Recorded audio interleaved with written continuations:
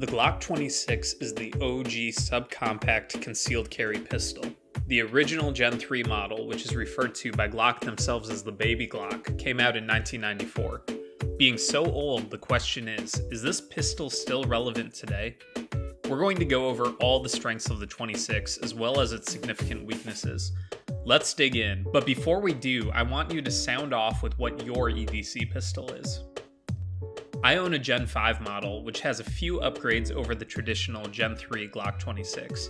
The biggest difference that you're going to see is the Glock Marksman Barrel.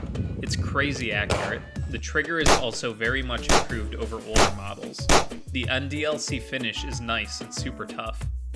Like the Gen 4s for left-handed shooters, the controls can be switched over to the left side. You can also replace the backstrap on the 26 model if so desired. Lastly, the finger grooves have been removed on Gen 5 models. However, most accessories like holsters and magazines, so long as you keep the Gen 5 in a right-hand configuration, are compatible with the Gen 5. So the Gen 5 has given the Glock 26 a few modern upgrades to keep it relevant almost 30 years later. Let's talk about what the pistol does well. Even with a short barrel of 3.4 inches, the Glock 26 is super accurate with the Glock Marksman Barrel for a small subcompact pistol. At practical close ranges, the Glock 26 is easy to control. I've actually shot practice USPSA style matches with it and performed pretty well. The frame ergonomics are just like that of any other Glock. If you love Glock ergonomics, you'll love the 26. The gun is a little bit harder to shoot, lacking the room to really get your pinky finger on the gun, but with proper grip technique, this isn't required. The gun is more shootable if you replace the stock base plate with an OEM +2 magazine extension, bumping the capacity up from 10 rounds to 12. Some shooters, especially with smaller hands, will prefer the 43X because of the thinner profile.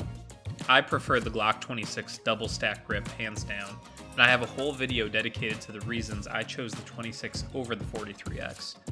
I'm right-handed, so the ambidextrous functionality isn't a big draw for me, but if you are a lefty, you'll appreciate the Gen 5 series for this reason. The pistol is extremely concealable given its short grip. This was my main reason for choosing it. For comfort, I like 3 o'clock carry, and in this carry position, the shorter grip prints less.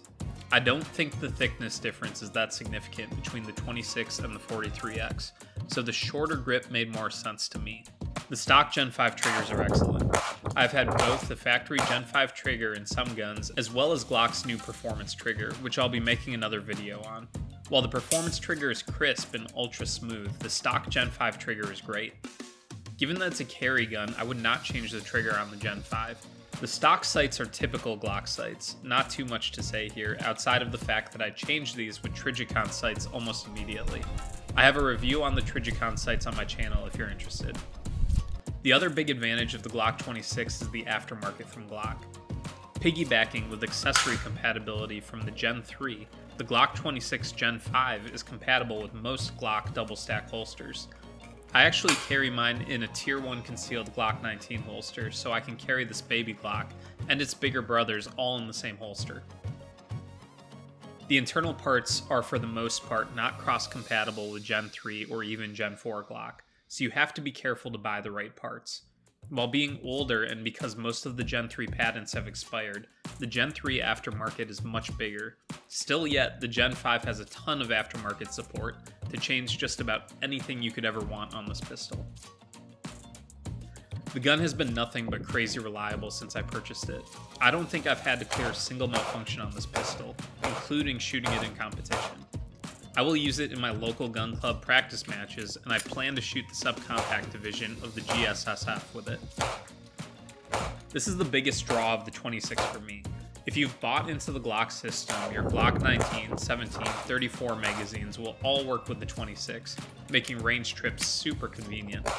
The guns will all have the same feel. It's why I can run USPSA practice matches with the 26 and have it feel not all that much different from running the 34. They're all basically the same gun with just larger sizes, the larger ones obviously being easier to shoot. Before you think I'm just another Glock fanboy, however, this pistol is not perfect. I'm sorry, but Glock perfection isn't a thing. I have my gripes with the 26. The first is that it isn't yet offered in the US with an MOS model. As far as I can tell, the MOS version is only available in Europe still. Secondly, the Glock 26 doesn't have a pick rail. If you're going to have a double stack gun, why would you not have a pick rail? If you want to mount a weapon light, your only choice is essentially the Streamlight TLR6, since it's designed specifically for the Glock 26. Just the same, if you want to dry fire with it, you have to use a series of rail adapters to get accessories like the sound-activated laser light to work. This is important for dry fire systems like the one I'm working on, Project Mars, Marksmanship Augmented Reality Systems.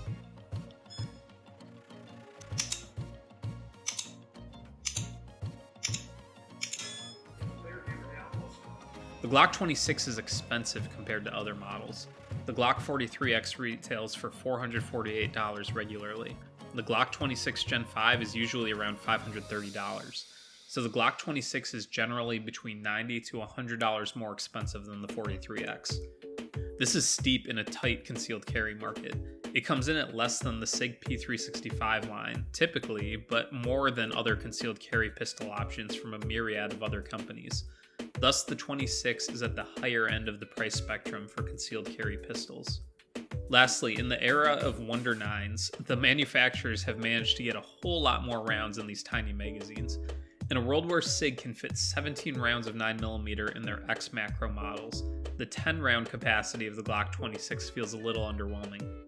Then again, a lot of us will just keep a spare Glock 17 magazine in our pocket if we feel like we might need it. Overall, the pros outweighed the cons for me, so I chose the Glock 26 as my EDC pistol. It is absolutely still relevant today, although with so much competition, there are other pistols that may be a better option depending on your personal needs.